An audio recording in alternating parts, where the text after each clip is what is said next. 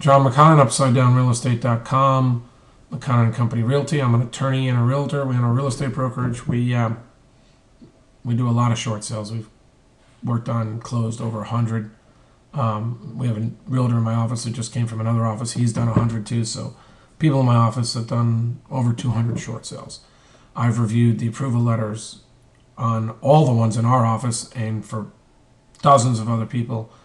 I've consulted on hundreds of short sales outside of my office as well.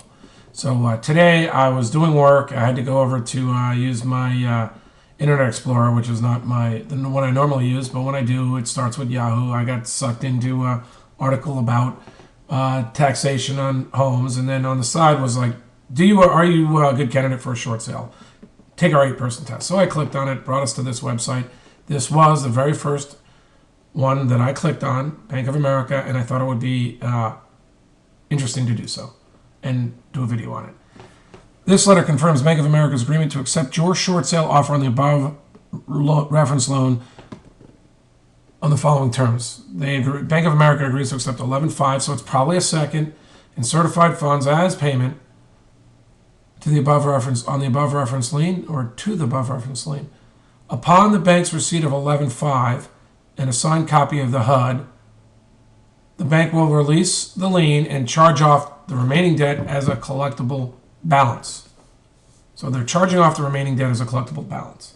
Now this is what you will typically, almost every realtor will get almost every time on a recourse loan from BofA. Well, actually they'll get it probably something similar on every, up until this date, it's Memorial Weekend 2011, realtors on seconds almost always get letters like this, except for the very few HUD half a short sales that BofA does with seconds. So if you're doing a short sale, this is what you're going to get with your realtor. Now, before you, and sometimes getting 11.5 towards your second is the best you're going to do. You should know that ahead of time. But you're going to still have a problem with people coming after you for collections after the short sale. There's a good chance of that. It's happening more and more. Your credit might have an open collectible balance on it. Charged off as a collectible debit. I know from dealing with this, when the bank sends it over to a second collection agency, those guys are going to nail you. Those guys may decide to try to nail your credit again as they're trying to collect. So this, before you do a short sale like this, you should know what your options are. You should try to avoid this scenario if you can. Then, when you're in the short sale, you probably should have a lawyer helping you get some leverage against the bank so you don't wind up with this. And then, if you do wind up with this, you ought to have something worked out with the law firm so they can run interference for you against the collection agency. There are some arguments to be made, usually in every short sale, about the way it was conducted or the good faith of the bank before or after the short sale that can make a collection effort less useful.